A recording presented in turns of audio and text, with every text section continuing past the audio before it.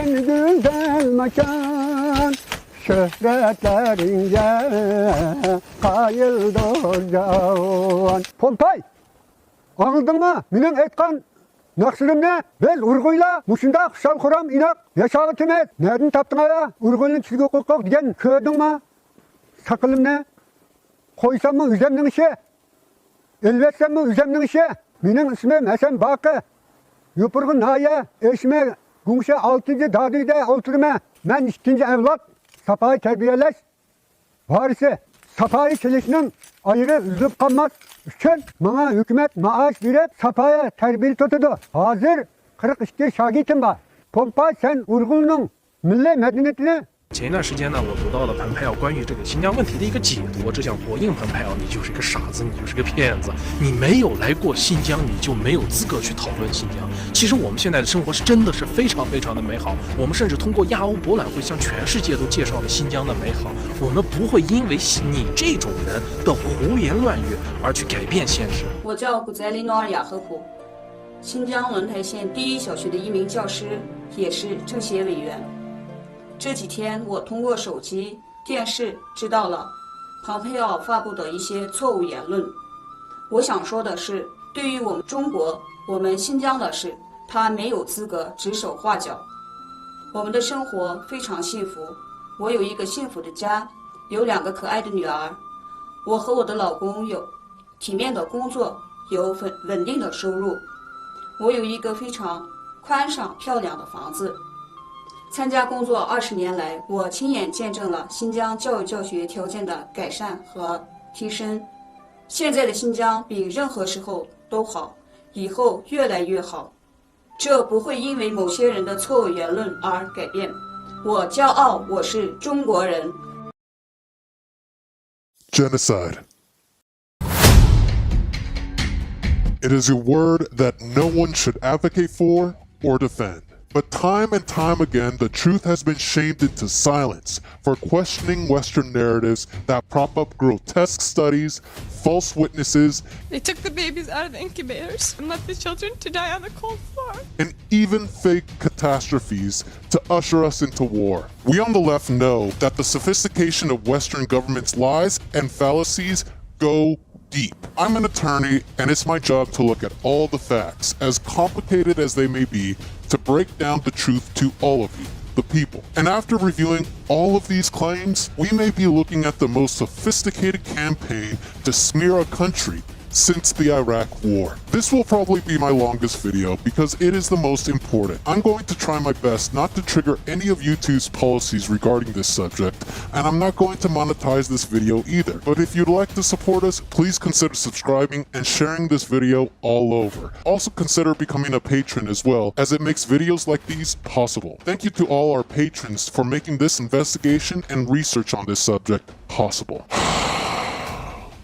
The claim China is committing genocide is not only an outright lie, but the allegation that there is even any maltreatment to the Uyghur population is nothing short of projection from the West's own crimes against Black, Latin, Asian, and indigenous communities in their countries. This projection is having drastic real-world effects. Canada unanimously passed a resolution calling China's treatment of Uyghurs a genocide. The United States has passed the Uyghur Human Rights Policy Act, and the West is imposing trade sanctions with companies and the entire region of Xinjiang. And other, quote, human rights campaigns are recirculating this BS every single day. Moreover, Western outlets and social media all over are calling out for all-out war, along with pushing other xenophobic narratives. Amidst all the blustering state rhetoric, public views of the People's Republic are hitting historic lows.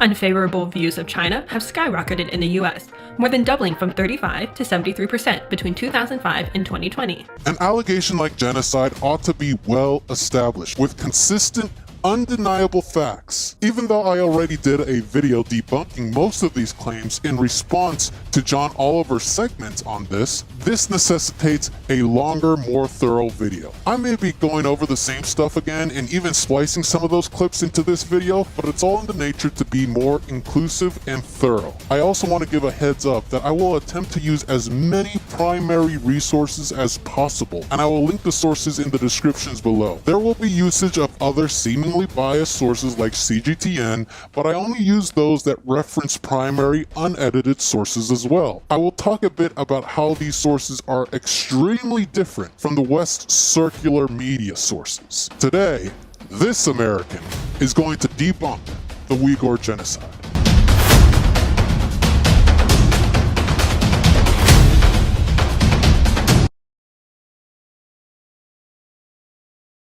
China is a unified multi-ethnic country, and the various ethnicities in Xinjiang have long been a part of the Chinese country since the Han Dynasty from 206 BC to 220 AD, all the way through the Middle and Late Qing Dynasty from 1644 to 1911. In the vast areas both north and south of the Tianjin Mountains, Xinjiang was formally included in Chinese territory during the Han Dynasty. Throughout this time, all these dynasties regarded Xinjiang as part of Chinese territory and exercised their jurisdiction over the area. The Uyghur people themselves were mainly made up of the Uyghur people who lived on the Mongolian plateau during the Su and Tang dynasties, along with a bit of Turkish nomads in the 6th century that integrated into the surrounding tribes in the area. Never in Chinese history has Xinjiang been acknowledged as East Turkestan, and there has never been an independent state recognized by China or the international community as East Turkestan,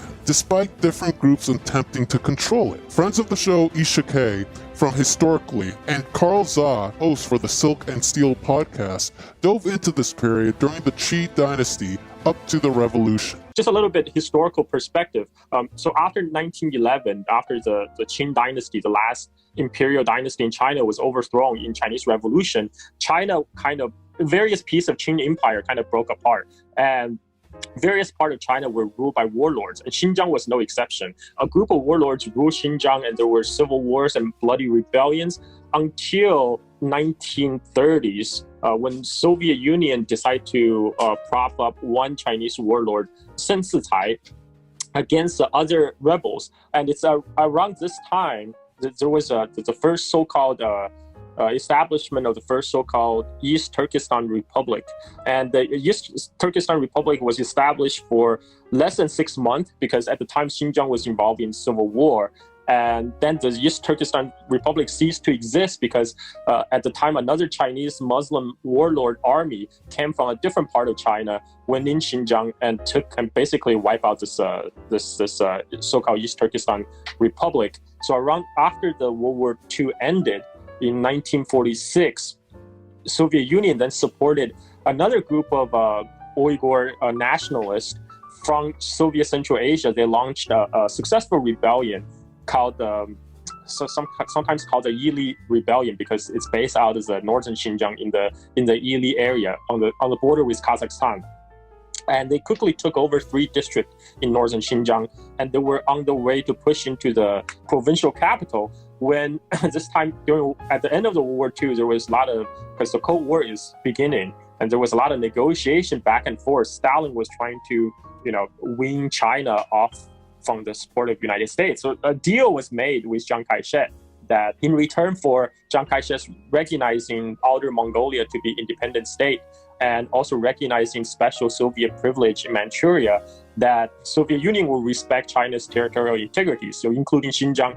So at that time, the Yili Rebellion in northern Xinjiang resulted briefly in what's so-called the Second East Turkestan Republic in the 3 northern districts of Xinjiang. But because of the negotiation between the Soviet government and Chiang Kai-shek's government, the 3 districts in northern Xinjiang, they gave up the title of East Turkestan Republic and entered into a peace negotiation with the KMT government in Xinjiang provincial capital, Urumqi. So result was supposedly go to form a coalition government. In 1949, the People's Republic of China, or the PRC, was founded, and Xinjiang was liberated peacefully from the Nationalist Army under Chiang Kai-shek.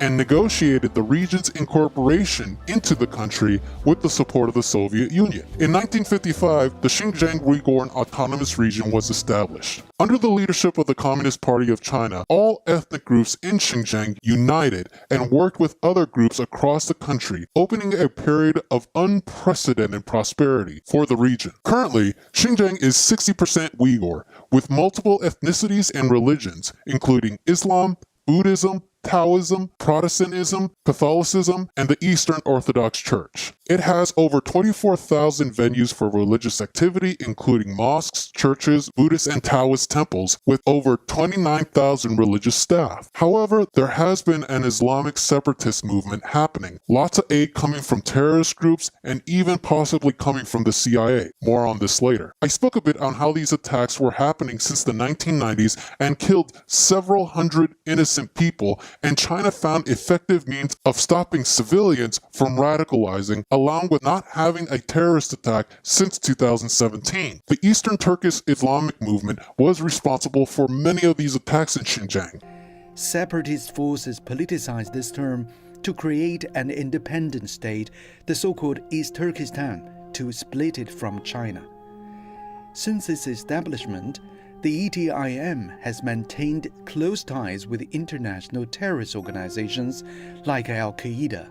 But just last year, the EMIT were taken off the US terrorist list despite having a number of links to terrorist organizations like Al-Qaeda in Afghanistan, and their most recent attacks through a suicide bomber in Kyrgyzstan from 2016. Interesting coincidence, right? But instead of dropping bombs into sovereign territories, China upped their security and built vocational programs to reduce extremism, something that France, Malaysia, and Indonesia have done as well, and is a very important context when understanding the situation. With this said, let's get into understanding the legalities of genocide. When we assert a crime against humanity like genocide towards a state or an actor, the international community has certain standards for it. Genocide was first recognized as a crime under international law in 1946 by the United Nations General Assembly and was codified as an independent crime in the 1948 Convention on the Prevention and Punishment of the Crime of Genocide. Now, I know that there are some that do not agree about these definitions and how these are politicized to the point of being toothless. However, we must deal with this law as it is the legal definitions that countries use in our world currently. Additionally, I want you all to notice how eerie the media has made this definition into a checklist of what to cover with China and the Uyghur situation to, quote, prove genocide. More on that later. Article 2 of the convention provides a definition for genocide, stating, in the present convention, genocide means any of the following acts committed with the intent to destroy, in whole or in part, a national, ethnical, racial, or religious group as such. 1. Killing members of the group. 2. Causing serious bodily or mental harm to the members of the group. 3. Deliberately inflicting on the group conditions of life calculated to bring about its physical construction in whole or in part. 4. Imposing measures intended to prevent births within the group. And 5. Forcibly transferring children of the group to another group. There are two elements of genocide under the convention as a sort of mens rea or actus reus. A mental element of genocide is the intent to destroy in whole or in part a national, ethnical, racial, or religious group as such, and a physical element, which includes the 5 following acts I listed above. Intent is the most difficult to prove, as this requires special intent of perpetrators to physically destroy a national, ethnical, racial, or religious group. Cultural destruction does not suffice, nor does an intention to simply disperse a group. Given this, despite the mountains of propaganda that the West has, the USA State Department attorneys, World Bank observers, and the International Criminal Court do not have enough evidence to pursue any charge for genocide against China, despite the political and legislative bodies calling for otherwise. Now, I find it fascinating that the Western media has attempted to focus on these 5 elements at the same time, rather than focusing on one over the other. For comparison, in Rwanda, the focus was obviously the massacres and killings that were happening during that time. But rarely, if at all, did we hear the militias in the country impose measures to prevent births or forcibly transferring children from one group to another. The Rwanda genocide obviously met the first criteria and the intent of these militias under their leaders. However, with China, the media focuses on concentration camps, mass sterilizations, forced marriages to Han Chinese, and children being separated. Each element is perfectively focused and tailored by the media like a checklist, almost like they're deliberately attempting to make sure these stories fit the UN definition of genocide. This is not just some random reporting. They are building a case to prove each element of genocide through phony propaganda. Luckily, China knows this as well. Now, let's get into the evidence.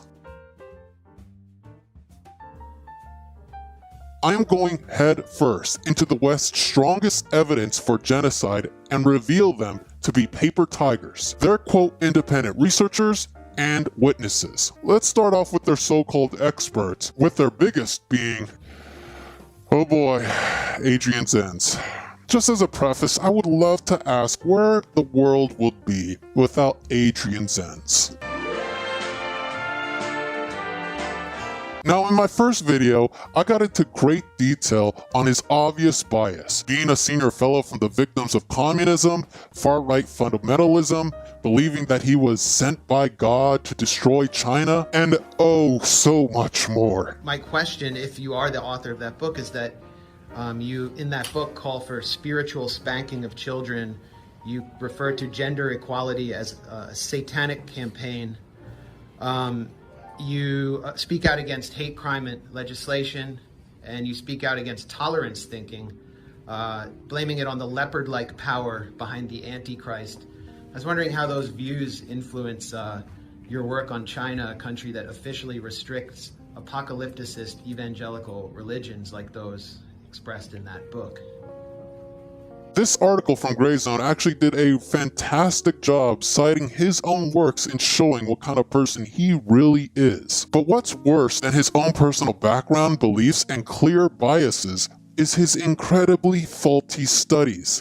As this Grey Zone article that exposes all of this, stating, quote, a careful review of Zen's research shows that his assertion of genocide is contradicted by flagrant data abuse, fraudulent claims, cherry-picking of source material, and propagandistic misrepresentations. We have to remember that Adrian Zen's studies come from right-wing conservative think tanks that have no peer review standards by accredited academics. Well, it's remarkable that this incendiary and very consequential claim of genocide is based on research that is not carried out in an academic setting, not published in an academic journal, not authored by someone who has ever been to the region he claims expertise in, and who is not even a China scholar with any record of China scholarship, and it's unclear if they even speak Chinese. Does Western media care to fact-check any of these studies? Check with actual academics or experts, or question his awful methodology? Absolutely not. Articles by the Associated Press, CNN, and BBC all relied on Zen's studies to claim, for example, plunging Uyghur birth rates and the application of birth control measures in Xinjiang were proof of the policy's, quote, demographic genocide, along with this study supporting the million Uyghur prisoner lie. Remember what I said about that one? They got this million prisoner number from 8 interviewees. Yes, these researchers only interviewed 8 interviewees and estimated, based on these interviews, of a region of 11 million, over 1 million have been in prison. They literally multiplied and rounded up numbers from 8 interviewees and applied them to the number of villages, similar circumstances, to calculate 1 million prisoners. Focusing now on Adrian Zen's 2020 paper for the Jamestown Foundation, another right-wing conservative think tank filled with military and intelligence officers, he boasted that his foundings, quote, provide the strongest evidence yet that Beijing's policies in Xinjiang met one of the genocide criteria cited in the UN Convention. As we recall, they are trying to point out to subsection D regarding, quote, imposing measures intended to prevent burrs within the group. Adrian Zen's crux of his study purposefully cites China's own governmental statistics incorrectly to bolster the idea that there was a malicious and intentional sterilization of women. Zenz argued that population-controlled measures applied to Uyghurs could be branded as genocidal because population growth rates fell by 84% between 2015 and 2018. But there's more complete statistics that Zenz cited in his study, and the data he conveniently omitted that completely contradicts this conclusion. Zenz provided statistics revealing that between 2005 and 2015, the Uyghur population growth in Xinjiang was 2.6 times higher than the Han Chinese in the Xinjiang region. In fact, both Chinese figures and Zenz agree that the Uyghur population in Xinjiang increased significantly between 2010 all the way up to 2018. Zen's figures show an increase in Uyghur population from 10.1 million to 11.8 million, while Chinese government figures demonstrate an even larger increase to 12.7 million. This means that the Uyghur population grew over 25% during this time, while the Han Chinese in this region grew at a much lesser rate due to the one-child policy that was in effect for the Han Chinese, but exempted for all minority populations, including Uyghurs. In order to preserve ethnic diversity, however, ethnic minorities, including the Uyghur people, had always enjoyed preferential population policies. In the 4 decades between 1978 and 2018, for example, the Uyghur population in Xinjiang doubled from 5.6 million to 11.7 million. If China truly had the intent, remember, intent must be shown to prove genocide. For completing subsection B to prove genocide, why in the world would they exempt Uyghurs? Hell, it's the perfect cover-up and excuse. There's too many people. Nope, the CPC allowed Uyghur populations not only to dramatically increase, but economically thrive. But those statistics are manipulated by the Chinese government. If that's the case, then why did Adrian Zenz base his entire study on these statistics then? It's either you rely on the study that relies on these statistics, or you have to throw everything that he's made out of the picture because they are based on faulty information. Either way, Adrian Zenz is completely manipulating these claims. This is from both a Gray Zone article and primary statistics showing the population growth. According to the Chinese governmental statistics, because if they're good for Adrian Zenz, they're good for us. Maternal and infant mortality rates in Xinjiang were nearly halved by 2018, while average life expectancy rose as a result of increased public health investments. Independent studies also back these claims as well and call it, quote, a remarkable success story. Zenz omitted this good news from his study, however. But what about the IUDs and, quote, forcible sterilization programs? Among Zen's major findings was a claim that 80% of all net IUD placements in China were performed in Xinjiang, despite the fact that the region only makes up 1.8% of the nation's population. According to the 2019 China Health Statistic Yearbook,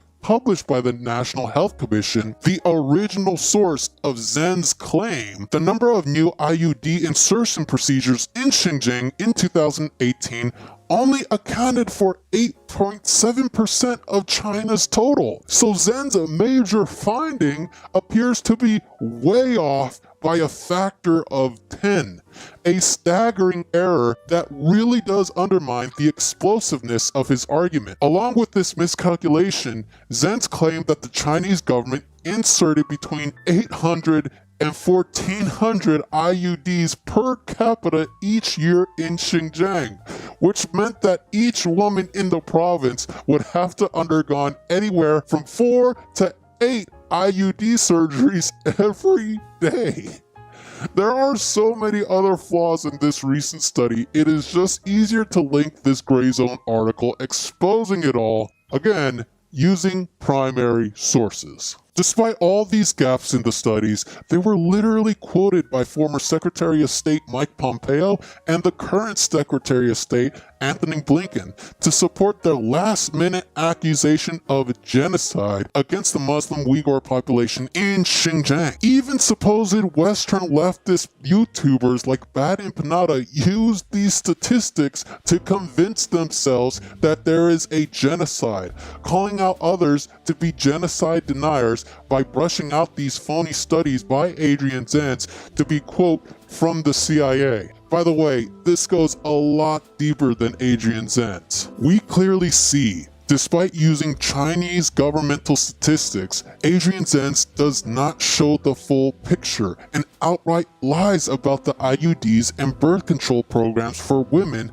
as forced sterilizations. If we are on the topic of genocide, why don't we actually look at the United States records for sterilizing millions of black and brown women imprisoned in immigration camps? I mean, the intent is obviously racially motivated and discriminatory, and it really does meet subsection D and the mental element of genocide here. Hell, at least start an investigation into this, just saying. Another infamous study that Adrian Zenz published, besides these false sterilizations and million Uyghur prisoner claims, was the Karakaks list, where they leaked a governmental document showing 311, quote, prisoners that were detained by the government. However, it was soon revealed that these people are actually living normal lives, as one of the people said on this supposed list was, quote, used to deceive others.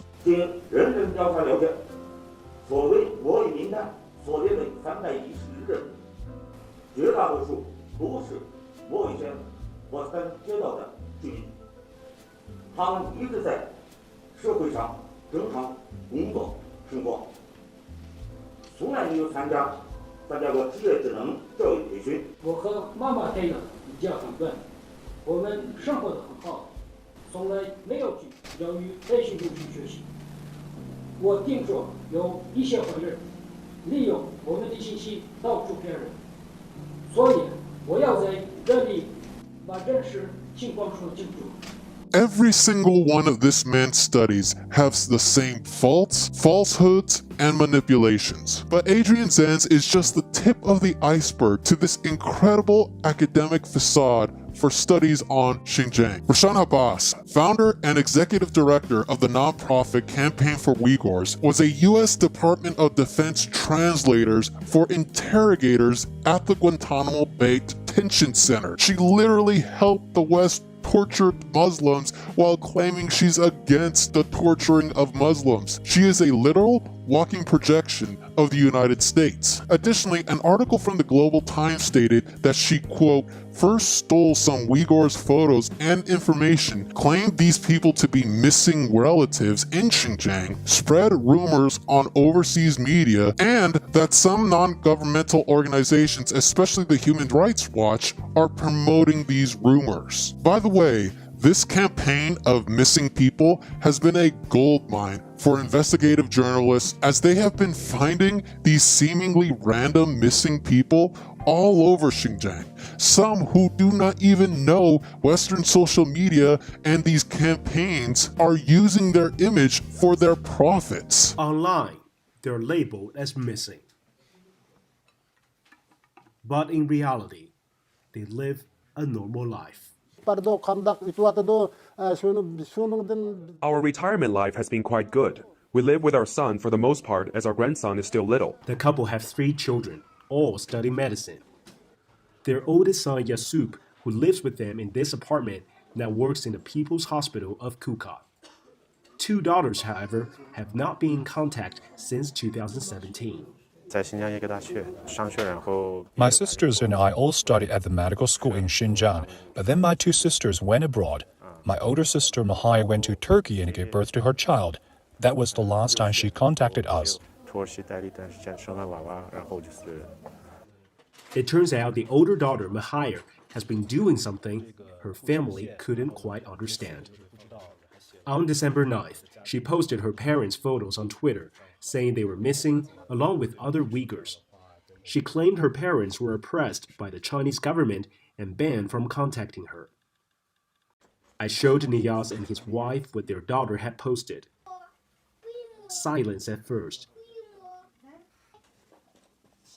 And then came the tears.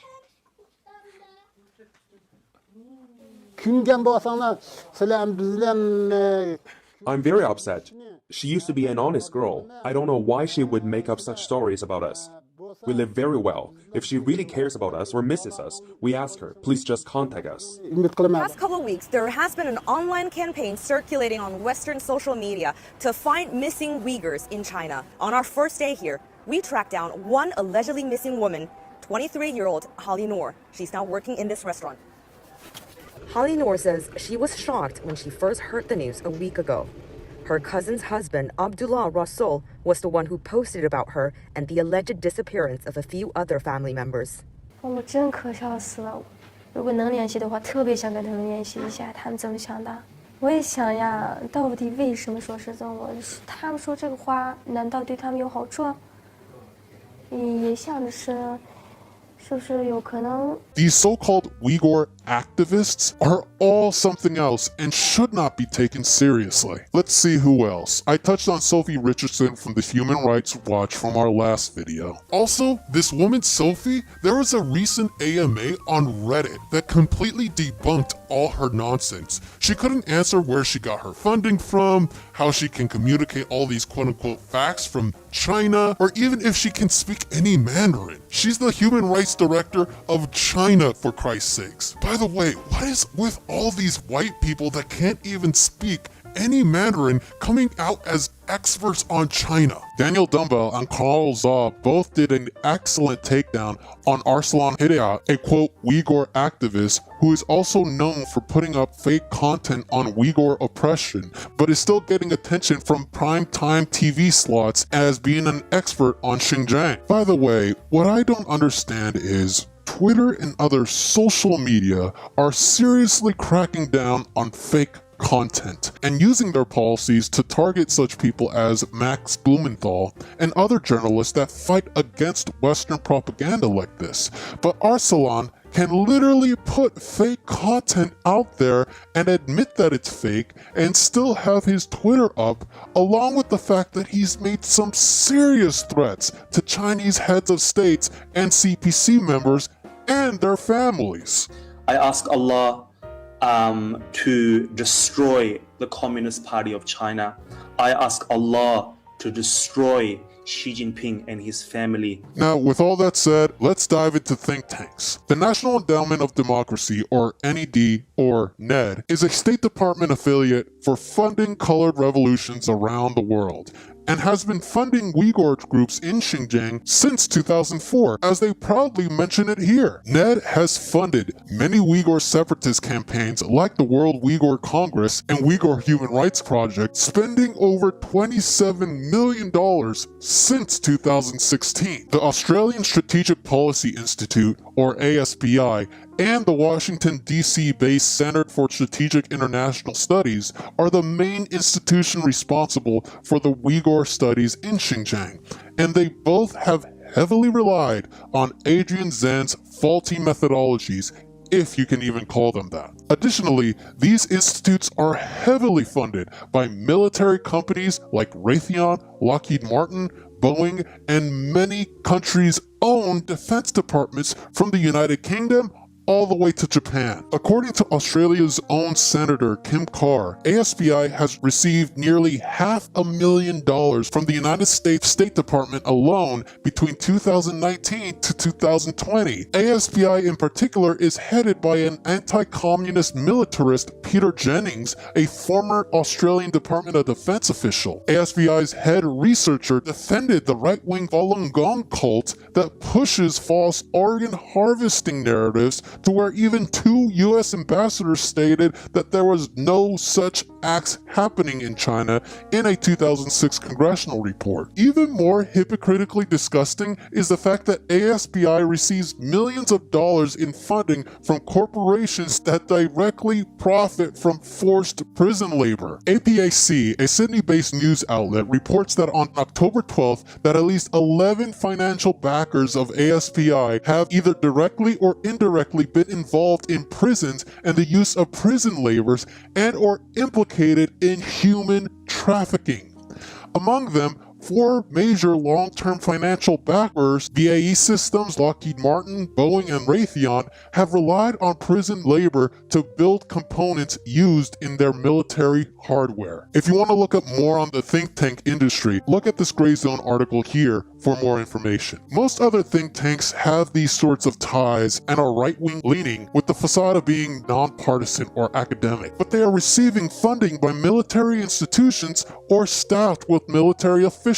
They continue to rinse and repeat this cycle of faulty studies, biased researchers, and blood money. With both leading Westward experts on Xinjiang and think tank publications now exposed as right-wing organizations that are heavily funded and influenced by the Western military-industrial complex, along with other extremely dirty ties to promote a second Cold War with China, I hope viewers are starting to feel like this is orchestrated by the government to promote a narrative against a state enemy. Zenz attempted to pad his shaky statistics with dramatic testimony from US-based Uyghur exiles who have been cultivated by the State Department. The narratives of these exiles have been extremely challenged by family members in Xinjiang, as well as vocational center graduates and officials who have produced documents purporting to disprove all of their allegations. Speaking about shaky and dramatic testimony, let's move on to the witnesses.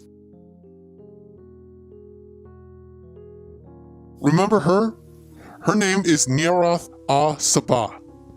And at that time, she was a 15-year-old girl from Kuwait who testified to Congress in 1992. She said that Iraq soldiers invaded the hospitals and threw premature babies out of incubators on the floor to die, along with torturing her friend with electrocution and drowning.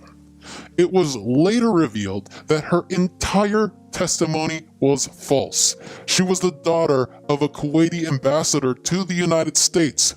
Her speech was coached by an American PR firm, and her testimony was organized by a quote activist campaign named Citizens for a Free Kuwait. Yet her testimony was used over and over again to justify the invasion of Iraq. Does this strategy of using sympathetic witnesses like this young woman sound familiar? What about Colin Powell's testimony that justified the United States' unilateral action to invade Iraq for weapons of mass destruction? With that said, let's compare these testimonies to the following. Mihigo Tursan testified to Congress that she was tortured in a Uyghur concentration camp and that the Chinese government killed her newborn son in the hospital. Horrible stuff. But, newborn baby, hospital, investigations reveal that her testimony was actually fabricated.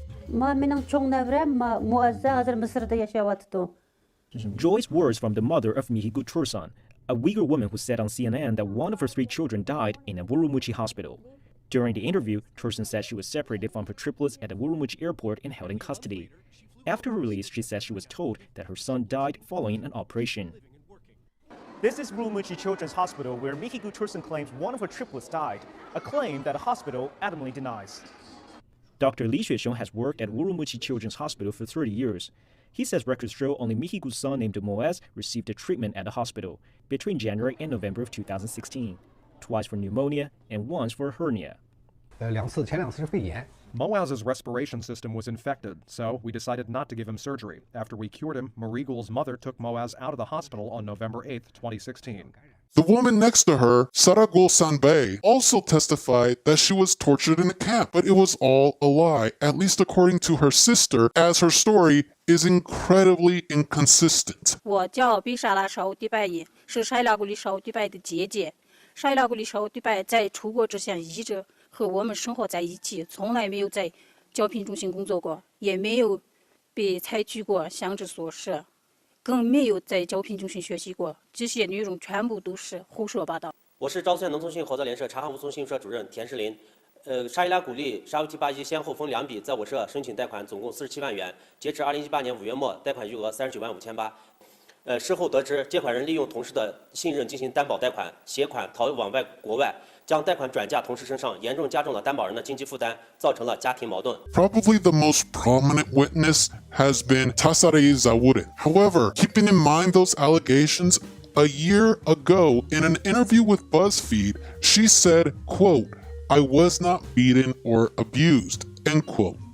The US media pointed out that before arriving in the United States, she had multiple interviews with foreign media outlets and institutions. However, she did not once mention these so-called sexual abuses in vocational education and training centers in Xinjiang, or that she was a victim of such abuses. All of this was actually a quoted statement from a Chinese spokesperson here. All right, let's see here.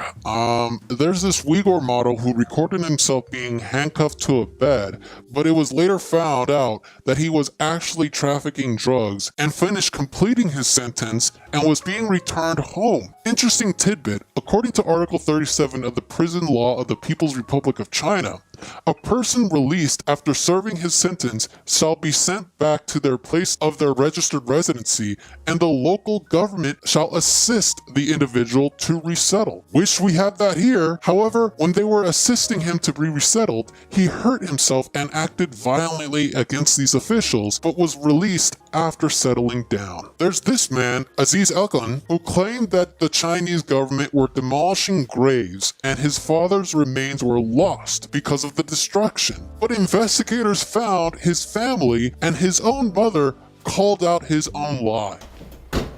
After a few exchanges, they took us to the place where Aziz's father, Isa Abdullah, is now buried.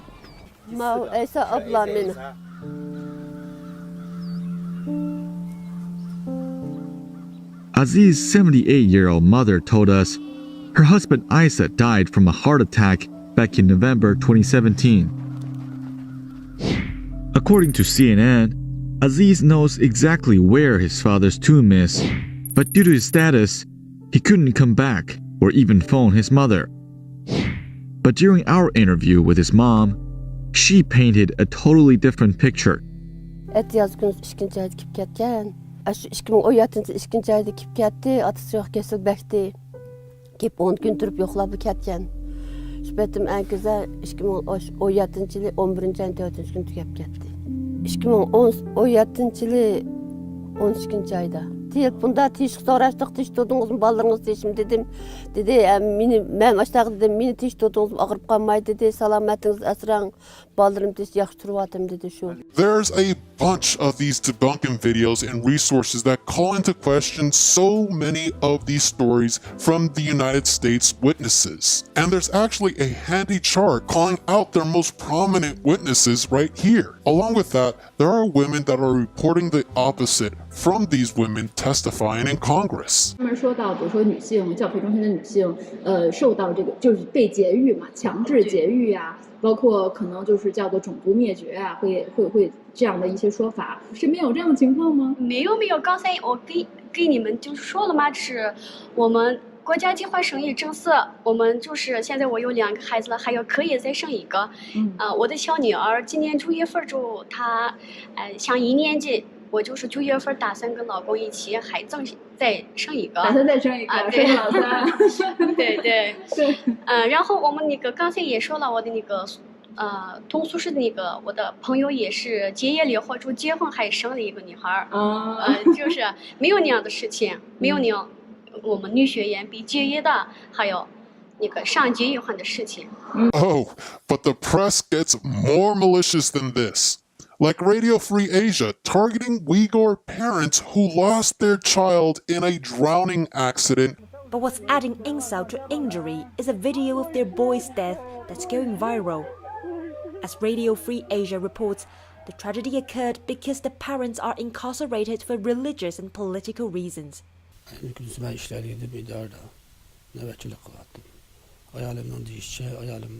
qo'shnimizning uyini yoqib qo'ygan ekan.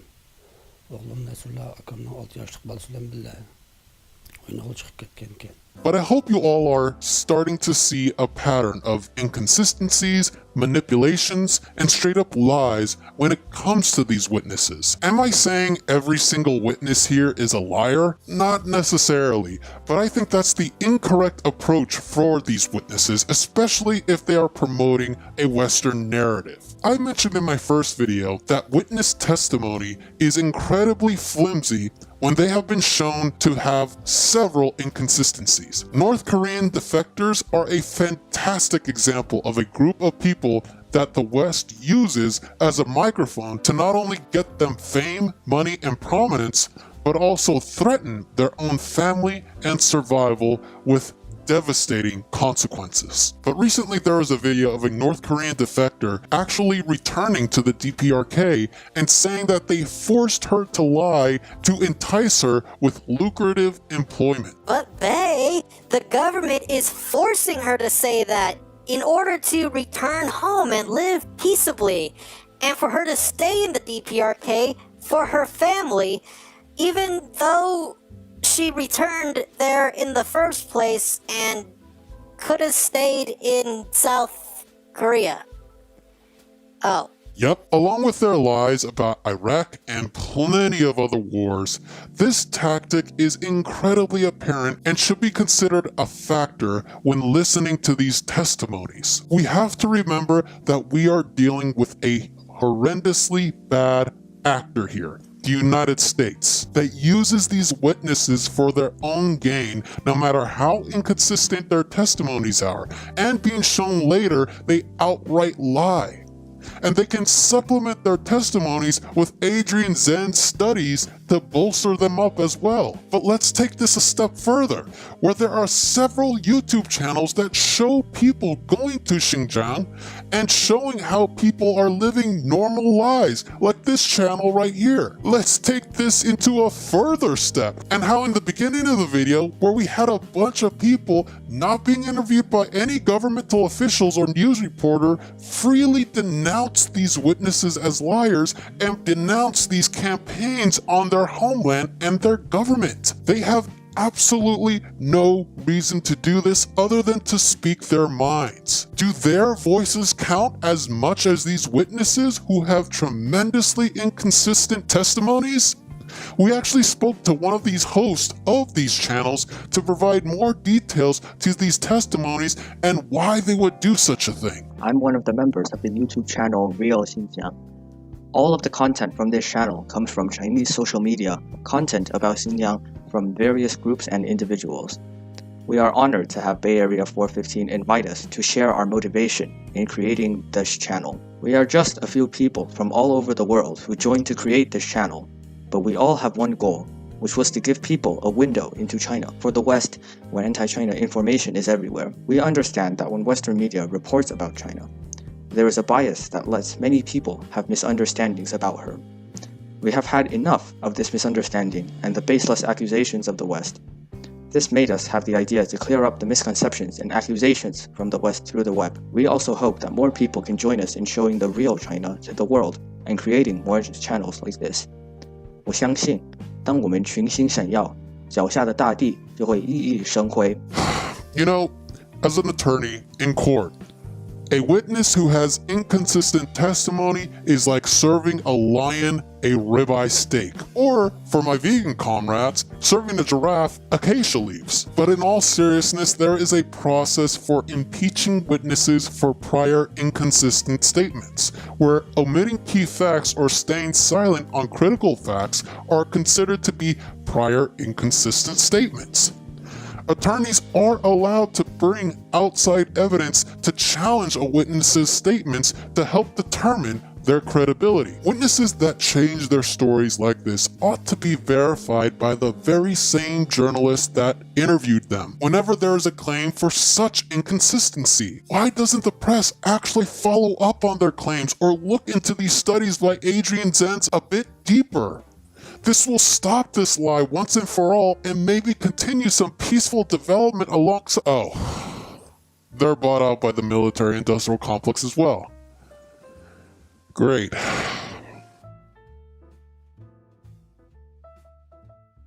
Integrity in Western journalism is now a hollow phase bought out to the highest bidder. Those bidders are investing in the media to buy your opinions to support their wars. Am I going too far with this? I don't think so. How long were you with the CIA? 13 years. I was a field case officer. Disseminate propaganda to influence people's minds. And this is a major function of the CIA. And unfortunately, of course, it overlaps into the gathering of information. You have contact with a journalist, you will give him true stories, you'll get information from him, you'll also give him false stories. Did you buy his confidence with true stories? You buy his confidence and set him up. We've seen this happen recently with Jack Anderson, for example, who has his intelligence sources, and he has also admitted that he's been set up by them. Every fifth story just simply being false. You also work on their human vulnerabilities to recruit them in a classic sense, to make them your agent so that you can control what they do, so you don't have to set them up sort of, by putting one over on them. So you can say, here, plant this one next Tuesday. Can you do this with responsible reporters? Yes, the Church Committee brought it out in 1975, and then Woodward and Bernstein put an article in Rolling Stone a couple of years later. 400 journalists cooperating with the CIA, including some of the biggest names in the business, to consciously introduce the stories into the press. Well, give me a concrete example of how you use the press this way, how a false story is planted and how you got it published. Well, for example, in my war, the Angola War that I helped to manage, 1/3 of my staff was propaganda. Ironically, it's called covert action inside the CIA. Outside, that means the violent part. I had propagandists all over the world, principally in London, Kinshasa, and Zambia. We would take stories which we would write and put them in the Zambia Times, and then pull them out and send them to a journalist on our payroll in Europe. But his cover story, you see, would be that he'd gotten them from his stringer in Lusaka, who had gotten them from the Zambia Times. We had the complicity of the government of Zambia, Kenneth Kaunda, if you will, to put these false stories into his newspapers. But after that point, the journalists, Reuters and AFP, the management was not witting of it. Now, our contact man in Europe was. And we pumped just dozens of stories about Cuban atrocities, Cuban rapists. In one case, we had the Cuban rapists caught and tried by the Ovimbundu maidens who had been their victims, and then we ran photographs that made almost every newspaper in the country of the Cubans being executed by the Ovimbundu women who supposedly had been their victims. These were fake photos? Oh, absolutely. We didn't know of one single atrocity committed by the Cubans. It was pure, raw, false propaganda to create an illusion of communists, eating babies for breakfast and that sort of totally false propaganda.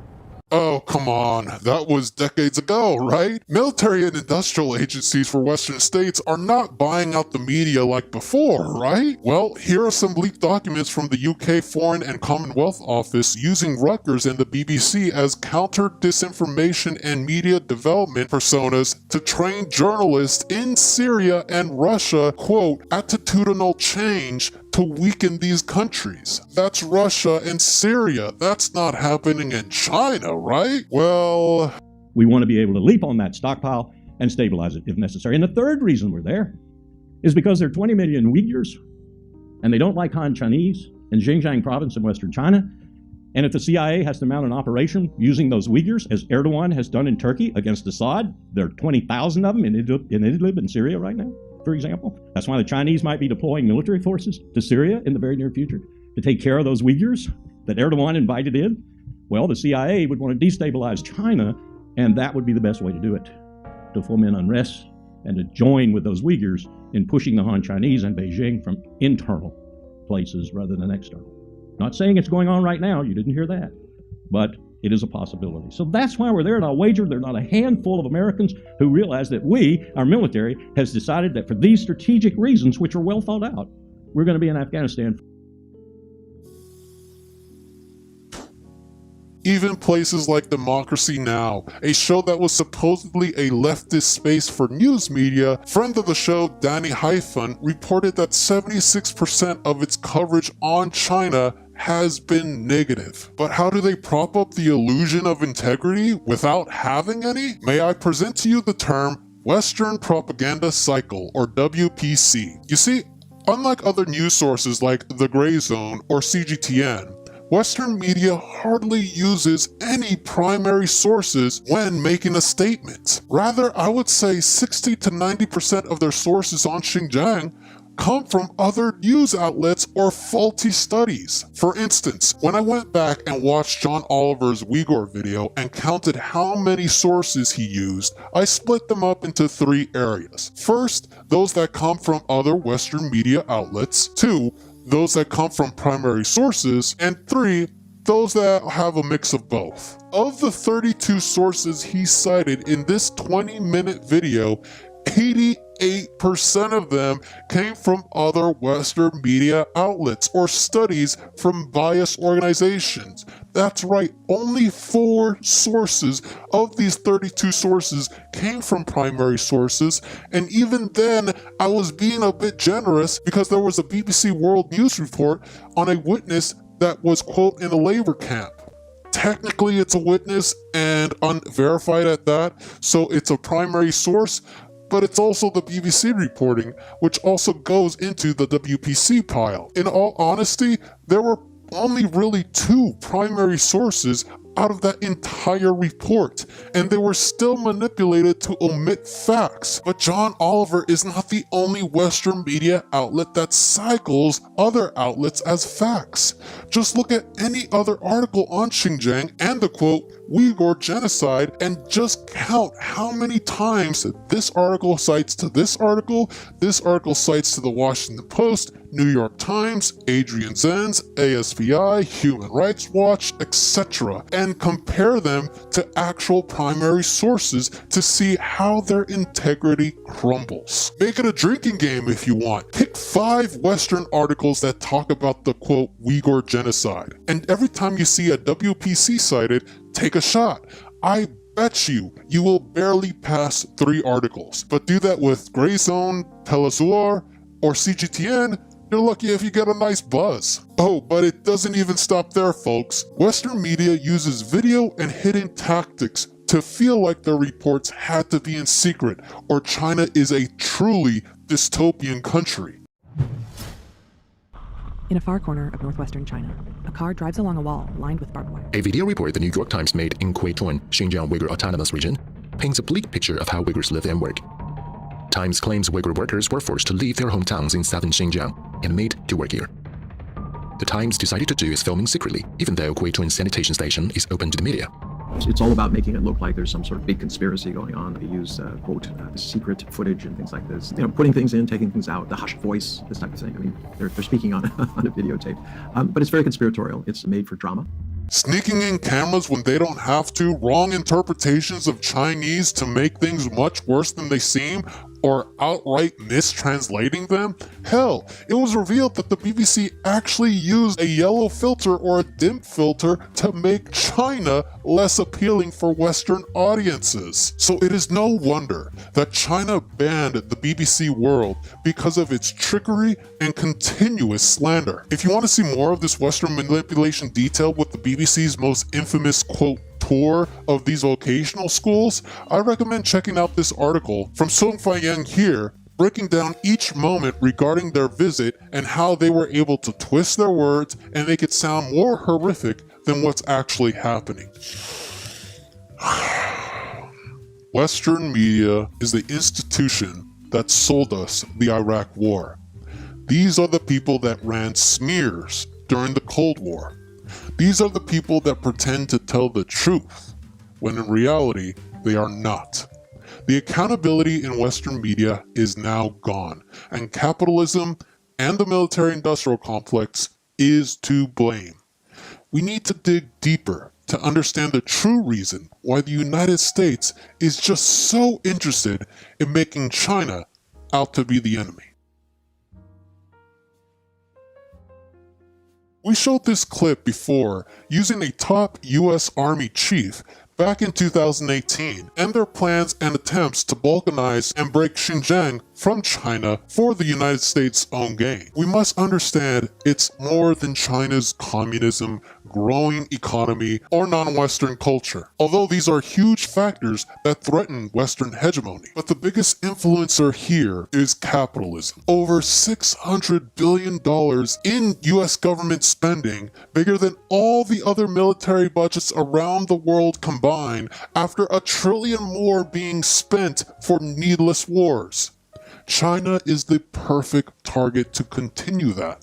I talked about the military-industrial complex influence in making China its target here in this video. Oh, but it goes so much deeper than this. You know what has capitalists licking their chops specifically at Xinjiang? This is an excerpt from Operation Guaido, the Unholy Alliance, between the Vatican, the CIA, and the Mafia, saying they have oil reserves just as big as in Saudi Arabia. 新疆是我国重要的矿产资源、能源资源生产地区。目前，新疆地区已发现的矿产有138种，开发前景广阔。其中有9种储量位居全国首位，32种位居西北地区首位。新疆地区石油资源储量208.6亿吨，在全国陆上石油资源总量的30%，天然气资源储量10.3万亿立方米，占全国陆上天然气资源的34%。But there's so much more than fossil fuels and mining here. This news clip shows Xinjiang provides a way for China to cut through Singaporean ports controlled by the USA by building their own corridors and ports with Pakistan, cutting out the West entirely. Now, before I get into this bombshell, I want to give a preface. We here at the Comrade Report are not into speculations and conspiracies.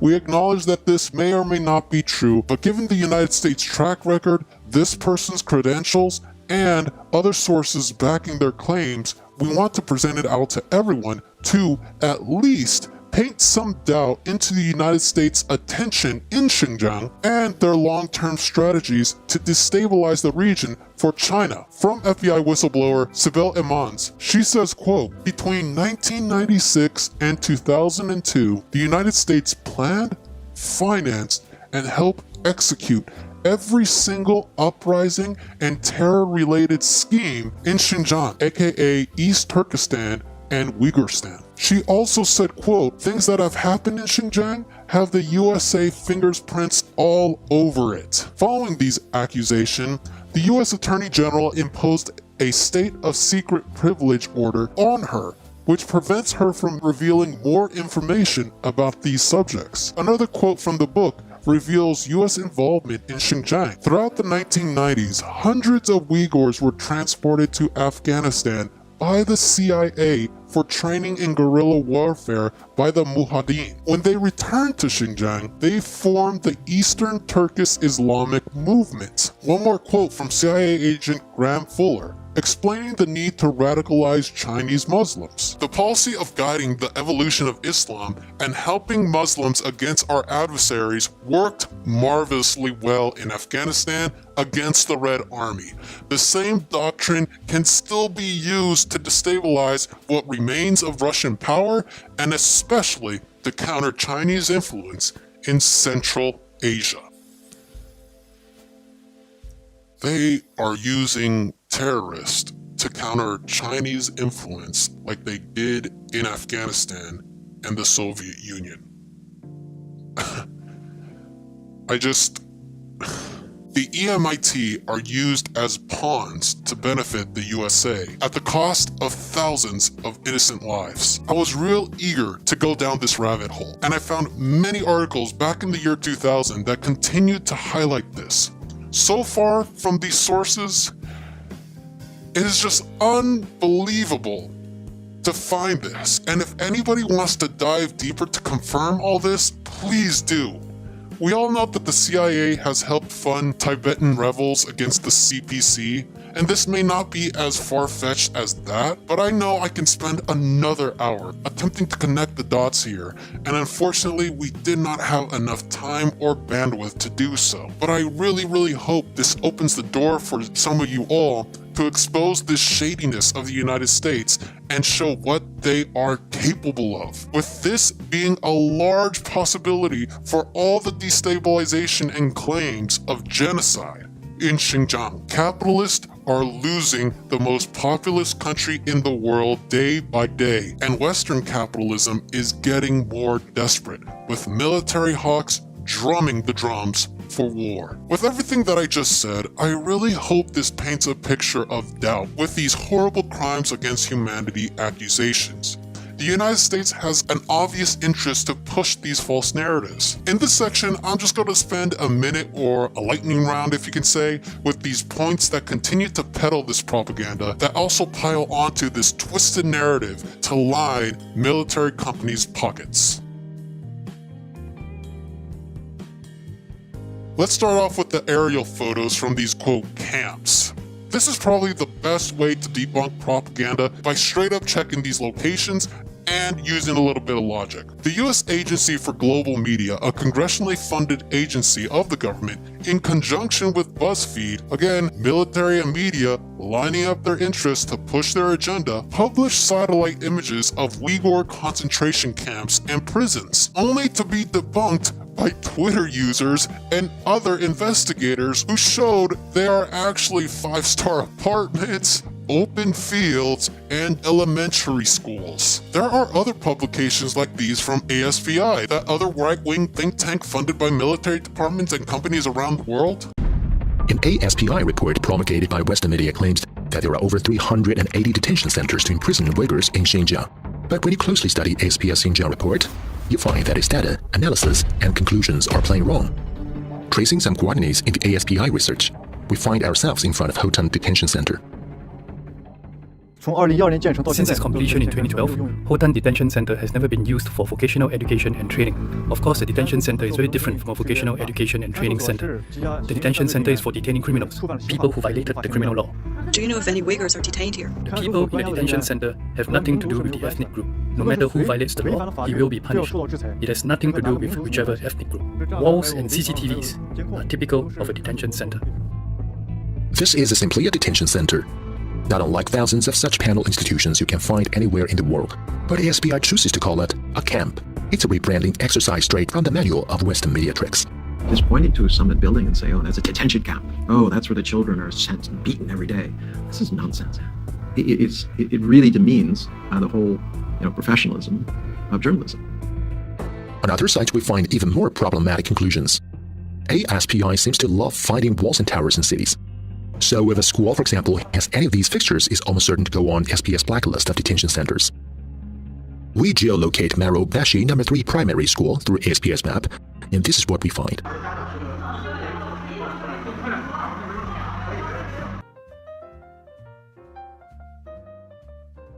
Alrighty, next we have this video from Radio Free Asia. Side note, if anybody references Radio Free Asia, simply ask if they know where they get their funding. They are literally a US government-funded non-profit through the same agency that worked with BuzzFeed on those satellite images. I kid you not, they have on their page that they operate under a congressional mandate, and it is codified under US Code 22 Section 6208.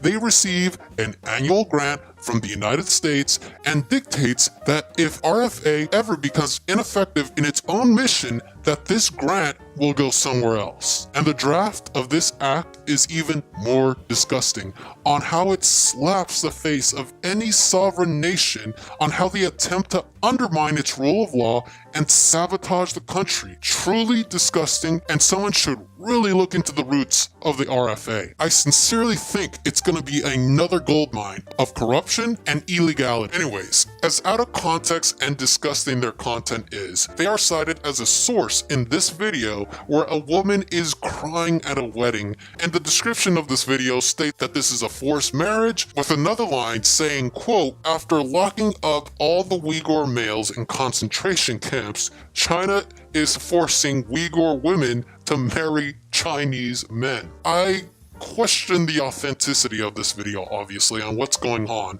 and I posted this in a great online community for China on Reddit called r/Sino. They were able to uncover a great study titled, quote, Gender Roles as Seen Through Wedding Rituals in a Rural Uyghur Community, published by Cyprus International University, where it says, quote, during the whole marriage ceremony, the bride is expected to be shy and look upset or pretend to be upset. If she cries and is upset, it means that she loves her parents and family and she does not want to leave them.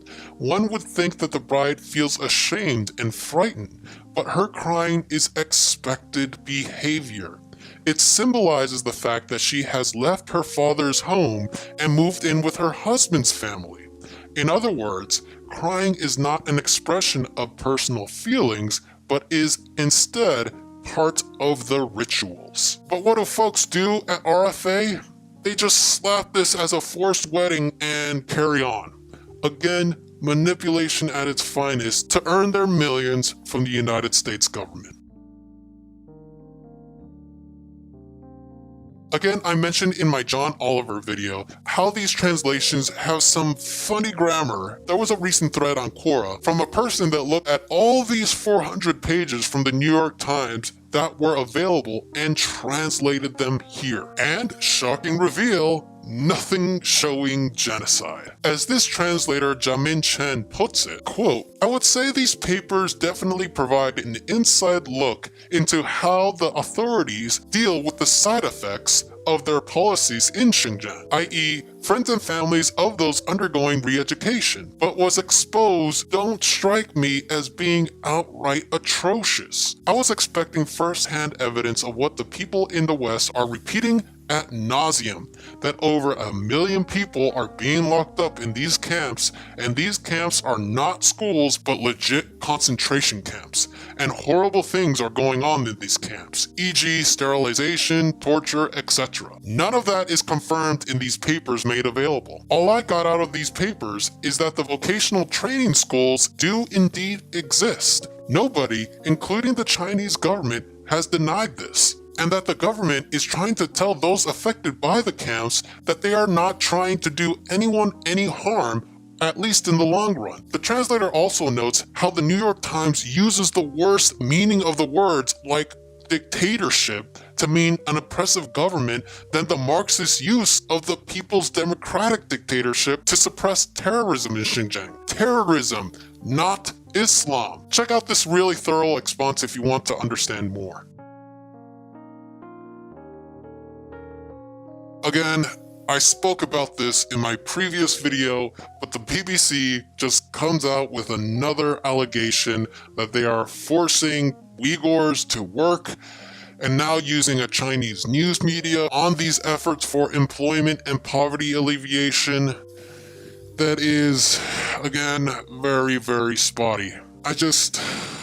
They're really trying to push this forced labor narrative to just cripple the economy of this region when they're trying to lift this region out of poverty. But it's just not working. Just take these interviews talking about these, quote, forced labor conspiracies. 偏表他说了，对少数民族长期的劳动，那个是没有我们的。那个出去这开的话，一年里面5、6万块钱挣，钱挣完了以后，家庭要幸福的慌，娃娃也幸福的慌。我天天开30块开嘛，30块开，我这个长期劳动事情没有，我太生气了。他妈不管我们，我们现在生活也幸福的慌，啥事的压力也没有。我不要这样说嘛，这样说我忙我挣钱。 I also wanted to provide an additional supplement since this week they published a 55-page study titled The Uyghur Genocide, an examination of China's breaches of the 1984 Genocide Convention. This study is from the Newsline Institute for Strategic and Policy think tank from Fairfax University of America. I never heard of this university, and this tweet from the War Nerd exposes them as to only have 153 students, was threatened to have their license revoked for grade inflation and several deficiencies of academic rigor. As he said, quote, a fake university think tank funded by a fake university, which is certified by a fake accreditation scam. And they are supposedly legit enough to publish this bombshell of a paper to prove genocide under the UN definition. They literally cite to Radio Free Asia 22 times, Adrian Zen's work 39 times, Human Rights Watch 9 times, New York Times 12 times, BBC 12 times, Washington Post, Rutgers, and all these points basically to simply surmise all their studies that they had over the years to prove genocide. It is the same misleading arguments regurgitated. They falsely present China's anti-terrorist activities in the region as prejudice against a single community, claims that China family planning policies are an attempt to exterminate local population, and take Xi Jinping's speech way out of context to mean eradicating Uyghurs instead of terrorism. Do not believe a word from it. Again, I think I addressed this pretty thoroughly in my first video when John Oliver accused Han Chinese of some sort of Han supremacy here. But if we're talking about race supremacy here, there is a huge uptick in anti-Asian hate crimes due to white Western supremacy that has infected the people in the United States, and it is well documented throughout history on how these sorts of narratives that the United States and Western media promotes affect minorities horrendously and tragically, and sometimes even deadly. China celebrates Uyghur culture quite prominently, and we do not see the demeaning or belittling of their culture anywhere. In fact, there are tons of celebrities with Uyghur identities that are thriving in China. Coupled with my video, this supremacy argument does not really make sense, but this is a great segue into showing what China is really doing in Xinjiang and how it's defending itself against these vicious attacks. This is the Xinjiang the Western media doesn't want you to know.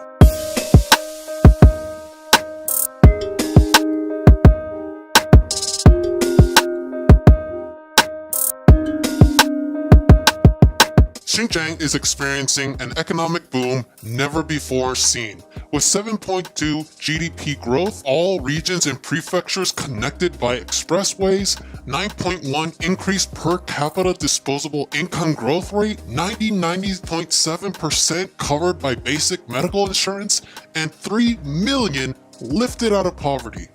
It's provided security from terrorism and thriving cultural and economic stability, with celebrating the culture through media, education, and art.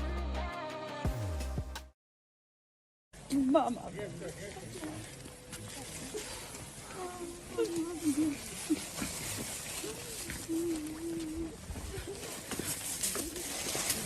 But 都不送了吧？好，谢谢。保重。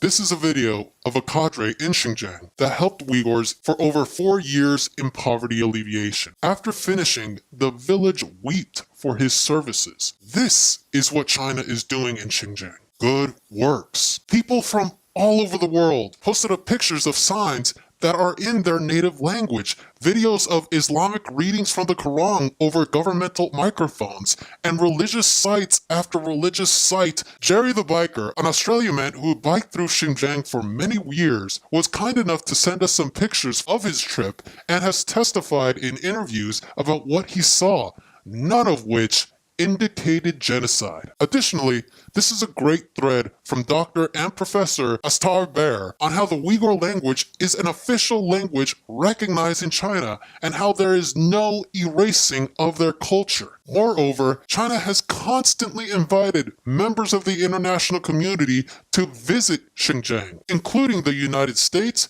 and European Union, and both of them have declined their invitations. China says it has invited representatives from EU countries to visit Xinjiang to understand the real situation there, but they have repeatedly delayed going. A Chinese Foreign Ministry spokesperson said this has shown their high-handedness and prejudice. They gave the impression that if we don't do as they tell us, they're not interested in visiting Xinjiang. This is clearly a provocative act in disregard of Chinese law and interference in China's judicial sovereignty. Xinjiang's door is open, and China's invitation and our sincerity remain unchanged. However, the visit should not be an investigative mission based on presumption of guilt.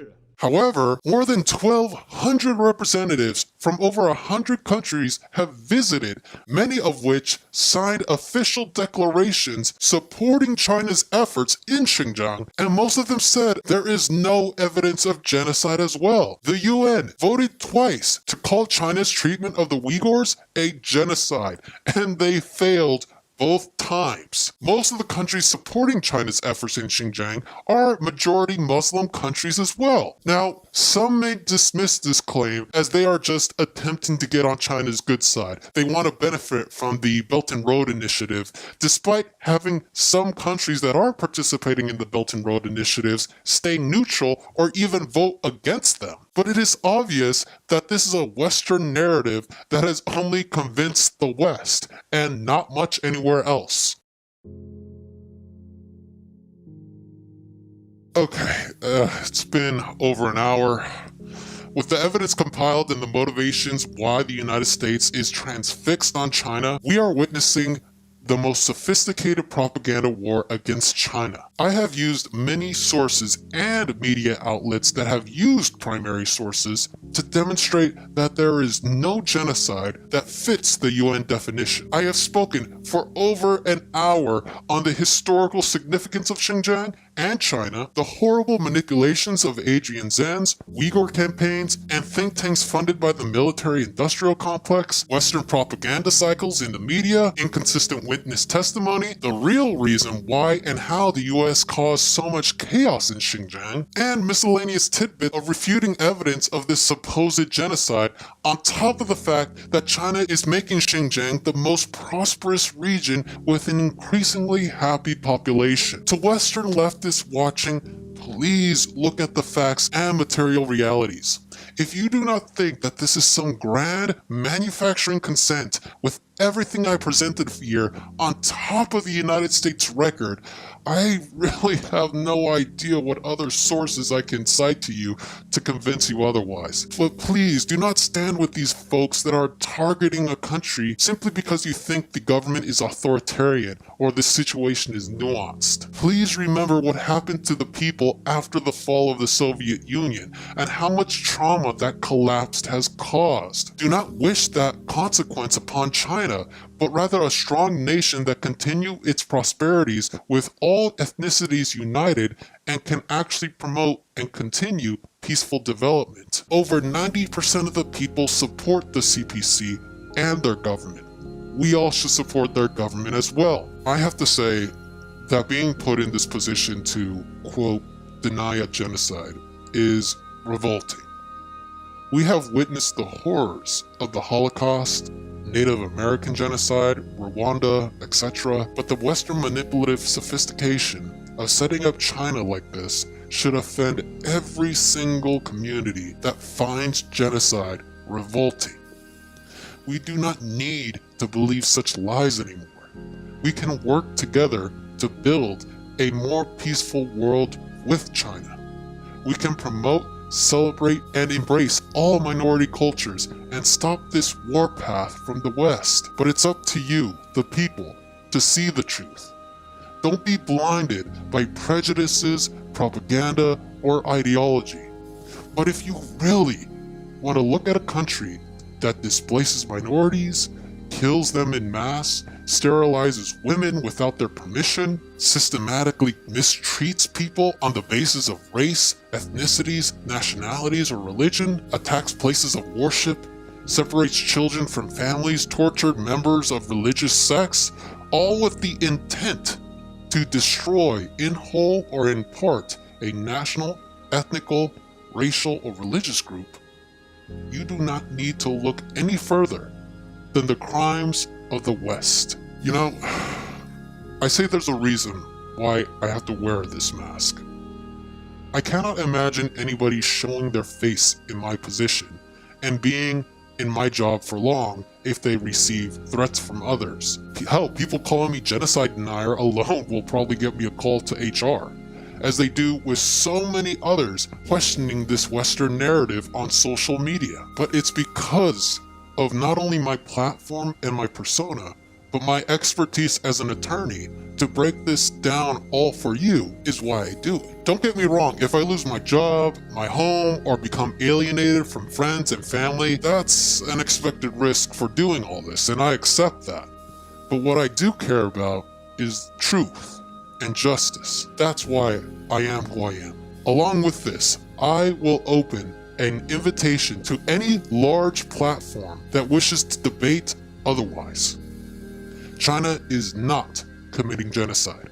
The Uyghur people are prospering under the CPC. And I want to make this video the main debunk video towards anyone claiming otherwise. We can peacefully prosper together with a growing China and work together on a better humanity.